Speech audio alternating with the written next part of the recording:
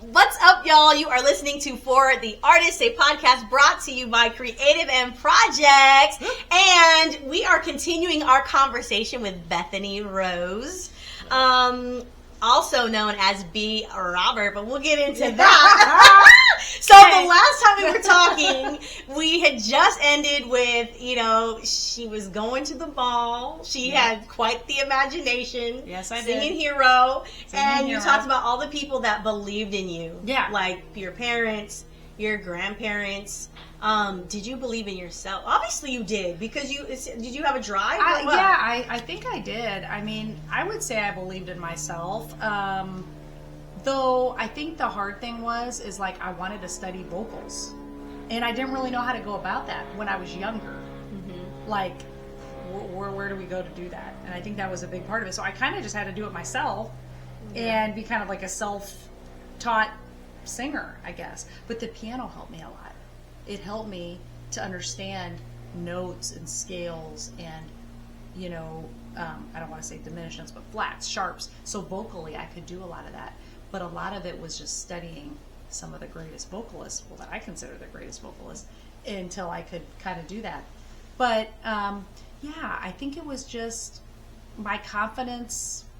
I guess I had a dreamer's confidence, I guess you could say. Mm-hmm. I don't know. And then athletics helped a lot, because I was confident about being an athlete too. So I think that was part of it. But I grew. I mean, when you're younger, you don't have, you're building your confidence. Mm-hmm. And so I wasn't always, it's grown over time. Yeah. So. Okay, so two things. First of all, my husband and I have this joke. He's always like throwing in my face that I'm not an athlete. Right. Because he was an athlete. He was? Oh, that's funny. And, so he's throwing it in your face? Yeah, but you know what? I always tell him, yes, I am, okay? Hey. I just wasn't an athlete in the way that you were. Exactly. But I love that you legitimately were an athlete. Like, you were out there balling. Oh, yeah. I was and balling. You juggled it. I mean, you taled about balance. Yeah. Oh, yeah. How in the heck? Somebody helped you do that. Figure out the balance. Okay, I will say that I think my nature of not giving up, and having balance and learning how to juggle a lot of stuff is. My grandparents owned a Dairy Queen since I was a kid. Yes. My mom loves you. Well, I love her. If she loves ice cream, she does. We're hanging Dairy out. Queen is her favorite. No, and I worked there. The soonest I could dip a dilly bar was age 3. So I think having a job at a young age and having responsibility and learning those things taught me a lot. And I had to juggle that. Mm-hmm. I was working, I think about it in high school, I would work the summer 40, 50 hours a week. Wow. Or on the weekends, be at school and then go work on the weekends at the Dairy Queen.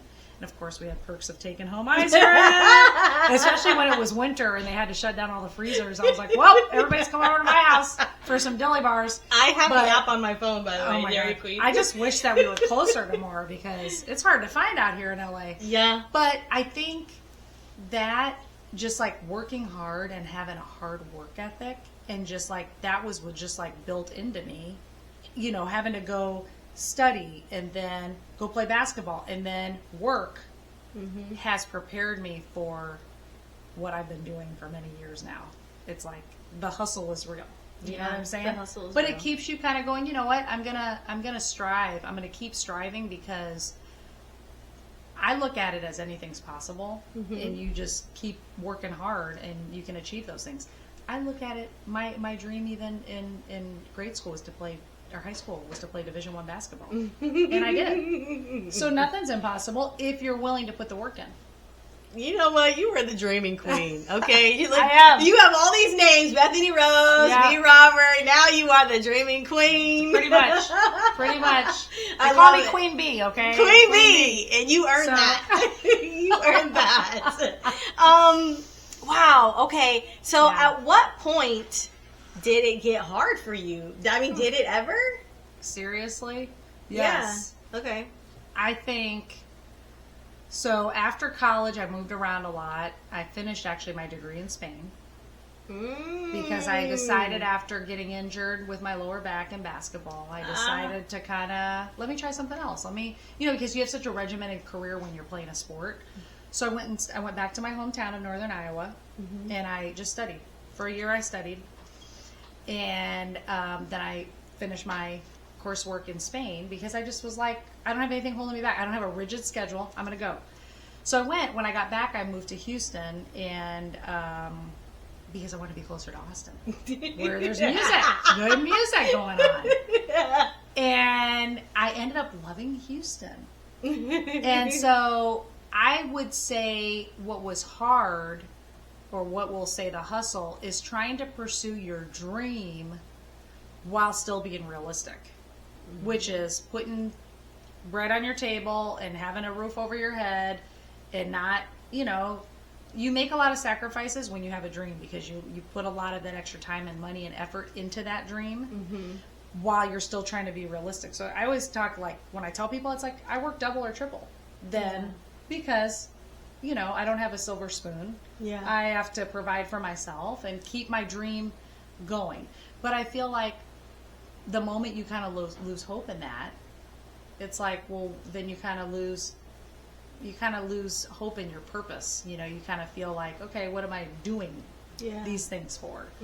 So yeah, it's been hard. It's been hard. I moved out here in 2008 from Houston. I lived in Houston for 4 years, and I was working on a music project out here, so I was flying back and forth with a girl group, R&B group. Yes. And there we got into the reality of some of the people in the music industry, which, was kind of like interesting to navigate. And I'm the kind of person that I just won't compromise certain things just to achieve certain things. It's kind of like, okay, there's the music industry has its things about it, and you can take certain paths or you cannot take certain paths. And I've been presented different opportunities that I don't know, I don't feel right about that kind of a thing.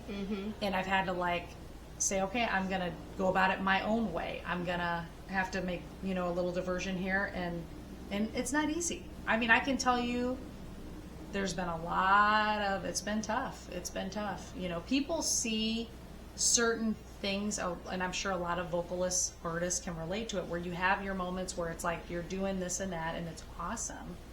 But then and people have a certain image of it. Oh, you're on stage with this person, or you're doing this, or you're doing that. You've achieved this, you've achieved that. But it's not everything that it appears to be. There's other things that you want to achieve, or you're still having to hustle working a full-time job while you're trying to, on the weekends, go tour. So you're juggling. So it's very hard.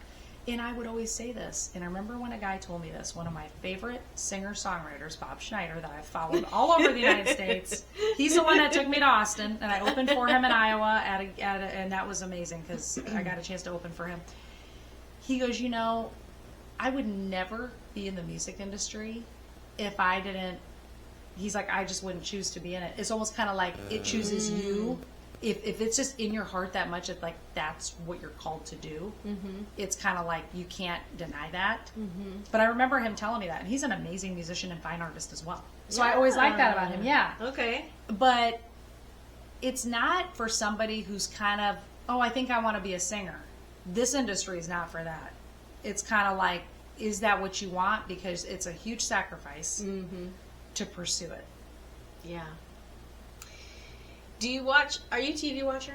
Sometimes. Yeah, I'm not super big on it, but I do like documentaries. I do too. Like that. I stumbled on this Netflix one recently. Okay. Where they were trying to put together this global K-pop. Oh wow! Girl group. Oh wow! Okay, K-pop's huge. Then I was binging it. I literally was now up you're to 2 in the morning because I wanted to know what was happening with these girls, and I just love all that stuff. Oh yeah. But there was one young lady in there. And I'm bringing it up because you talked about there are certain things that you will not compromise on. Right. And there was one young girl in there. I mean, she's in her teens. Yeah. And there was something that they did that was not in alignment with basically what they had told these girls. Wow. I mean, they literally broke their word and just kept on going like it was no big thing. And she bowed out. And she was in the running, she was one of the better ones. And she was like, yeah, I'm not going to do this. And I was like my heart, I was like, I love this girl. Yeah. Because it takes a lot of strength and like really knowing yourself. Yes, it does. To be able to do that. Yes, it does. And for her to be able to do that at such a young age. Like, I mean, like, I don't know how old you were when you knew that there were certain things that you wouldn't compromise for. Yeah, I would say when I started recording out here, I was 23. Okay. And, I had known then and even before then. I moved to Houston, I think I was like 21, 22. So that's pretty young. Yeah. I mean, some people don't have that yet until later in life. Right. Especially like, just starting out in the music industry. Some people are so hungry. Yeah. Especially when you have a diamond, backstage at all these big groups and big bands, and they're showing you're at these amazing recording studios with all the engineers and producers. We had the radio station they were listening to us, but it's like, that was tough to have to say, you know what, this is what I want, but I'm not willing to. I'm me, and I have to live with myself. You know what I'm saying? At the end of the day, yeah. At the end of the day, I have my beliefs, my morals, and if I have to sacrifice those things, it's not worth it for me. That's just me. Okay. Yeah. I like this. We're gonna put a pin in this. All right. So just hold that for 1 second. I got you.